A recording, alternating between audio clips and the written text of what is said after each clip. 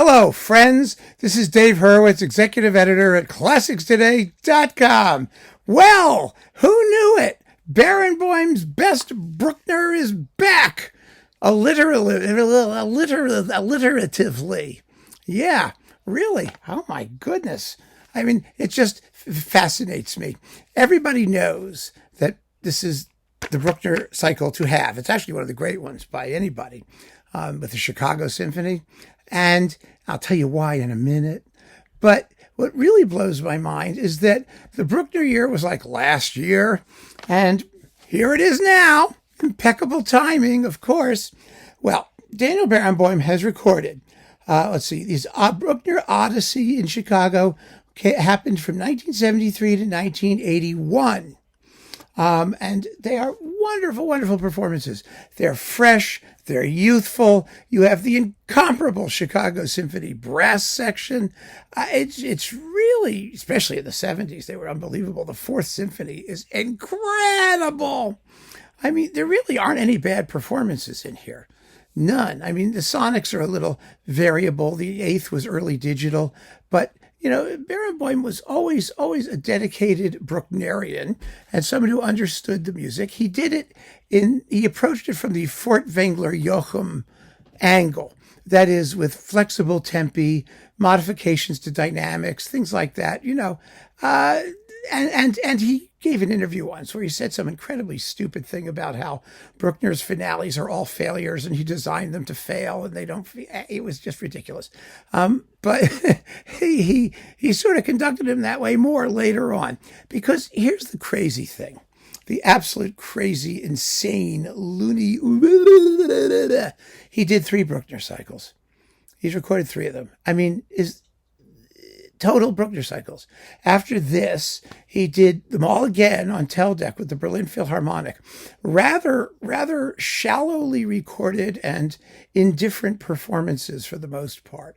I mean, they're not terrible, and he knows how they go, but there was nothing new, and a lot that was a lot less powerful and interesting than his first versions. Then he did like a whole bunch of videos, I think they were originally, with the Staatskapelle Berlin, and the soundtracks of those videos were released as another Bruckner cycle, and it's awful. It's just awful. The sonics were awful. The performances were just blah, really uninterested and routine. That's what it was. It was routine. And it was so totally unnecessary, because it was put out on Deutsche Grammophon, which had this, which was out of print, of course, at the time that those were released. It made no sense whatsoever. And, Barenboim, for all that he is, he's a wonderful artist. He's a great artist, and he's been around for a zillion years. And, he's variously talented. He's a fine pianist. He's a very, very brilliant guy. I mean, there's a lot there, but I don't see people lining up to get new Barenboim recordings of anything at this point, and I don't see people lining up to get Bruckner cycles ever. I know Bruckner people will jump up and down and scream and carry on. There's always some of those, but the rest of humanity is not waiting for 3 Bruckner cycles from the same guy. That is completely nuts. I mean, okay, Joachim managed to get 2 for different labels. All right. Over a very long period of time, 20, 30 years. But this thing, to do 3 Bruckner cycles? Okay, so what do we got here? Well, you got all the Bruckner symphonies, including number 0, highlights of this set. Well, the early ones, 1, 2, 3, are very fresh. Like I said, Barenboim doesn't go in for the sententious profundity school. And that particularly works well in the first couple of Bruckner symphonies, which are not particularly sententious or profound. They're lively, they're exciting, they're very nicely played, they flow, it's terrific. The 4th, like I said, is dynamite. The 5th, it's so great to hear a performance of the 5th where the brass don't poop out at the very end.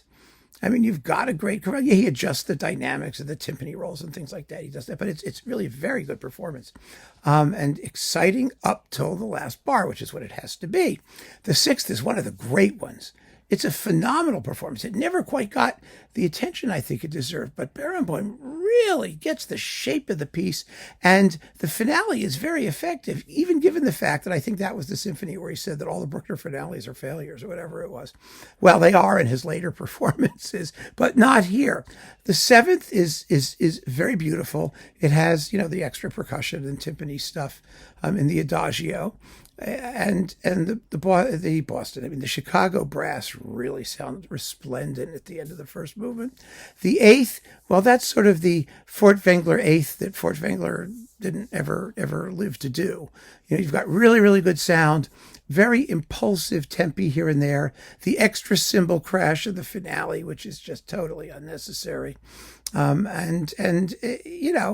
it's okay. It's fun to hear, and it's like I said, like all of these performances, it has physicality, which isn't a quality normally associated with Bruckner. I mean, it's exciting. The ninth is absolutely terrific, powerful and gaunt and grim and shocking at the climax of the adagio. It's really wonderful. And here's the thing: you get the three major late choral works in this set, which is really fabulous. You've got a very good Te Deum with a terrific quartet of soloists led by Jesse Norman. The thing about the Te Deum is that was Barenboim's, one of his first Bruckner recordings, at least.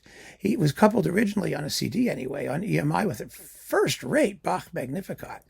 I love that disc on EMI, back from his London days. But this is a really good Te Deum, and it's such a fabulous piece. Then you get Psalm 150, which is also thrilling, and Helgoland for male choir and orchestra, which nobody knows, and which is, secular piece. And, well, of course, it ends with a prayer, the last half of the work. But, it like all of Bruckner's choral music, it's short and peppy and to the point, and splendidly done. So this is really a valuable Bruckner cycle, if only for those other works. And since there are no bad performances of any of the symphonies in here, what are you waiting for? Right? I mean, it should never have been out of print. And he shouldn't have done any more. He should have just done this, and then they should have simply marketed the crap out of it for the next 20 or 30 years. But it was not to be. It never is it? So keep on listening, friends. Thanks so much for joining me. Take care.